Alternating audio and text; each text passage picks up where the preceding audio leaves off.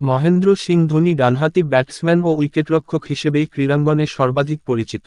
Junior খেলোয়াড়দের মধ্যে ধোনি ১ নম্বর উইকেটরক্ষক এবং ভারতীয় এ দলের বর্তমান খেলোয়াড় হিসেবে পার্থিব প্যাটেল, অজয় জাদেজা এবং দীনেশ কার্তিকের চেয়ে উপরে। বন্ধুদের কাছে মাহি নামে পরিচিত ধোনি বিহার ক্রিকেট দলের পক্ষে ১৯৯৮ থেকে ৯৯ মৌসুমে অভিষেক ঘটান এবং ২০০৪ সালে ভারতীয় এ দলের পক্ষে কেনিয়া সফরে যান। গৌতম গম্ভীরের সাথে জুটি বেঁধে ত্রিদেশীয় সিরিজে পাকিস্তান এ দলের বিপক্ষে কয়েকটি সেঞ্চুরি করেন। ওই বছরই ভারতীয় এই অল্প সময়ে আইসিসি ওডিআই রেটিংয়ে বিশ্বের ১ নম্বর ব্যাটসম্যানের মর্যাদা পান ধোনি। এছাড়াও বলকে নিপুণভাবে মারার ফলে নির্বাচিত হন তিনি। ২০০৭ সালে ইংল্যান্ড সফরে ধোনি একদিনের আন্তর্জাতিক ক্রিকেটে দলের সহ-অধিনায়ক হিসেবে মনোনীত হন।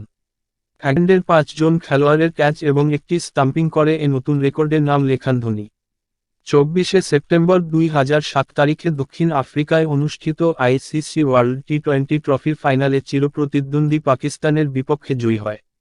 এতে ধোনি ভারতের দ্বিতীয় অধিনায়ক হিসেবে কপিল দেবের বিশ্বকাপ ক্রিকেট জয়ের পর যে কোন স্তরের ক্রিকেটে সেরা সাফল্য লাভ করেন। ৩০শে সেপ্টেম্বর ২০০৯ তারিখে একদিনের আন্তর্জাতিক ক্রিকেটে ধোনি প্রথমবারের মতো উইকেট লাভ করেন। ওয়েস্ট ইন্ডিজের ট্রাভিস ডাউলিংকে বোল্ড করে এ কৃতিত্ব দেখান তিনি।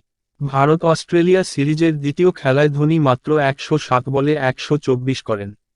তৃতীয় খেলায় যুবরাজ সিংকে সাথে নিয়ে ৯৫ বলে ৭১ রান করেন ও ভারত ৬ উইকেটে জয়ী হয়। ২০০৯ সালের বেশ কয়েক মাস ধোনি আইসিসি একদিনের ব্যাটসম্যানদের রেটিংয়ে শীর্ষস্থান দখল করেছিলেন।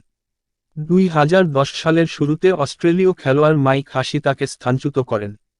২০০৯ সালে মাত্র ২৪ ম্যাচে ৭০.৪৩ রান গড়ে ১১৯৮ রান করে তার সফলতম বছর পার করেন। ওই বছর অস্ট্রেলিয়ার অধিনায়ক রিকি পন্টিংয়ের সাথে যৌথভাবে সর্বোচ্চ রান করেছিলেন ধোনি।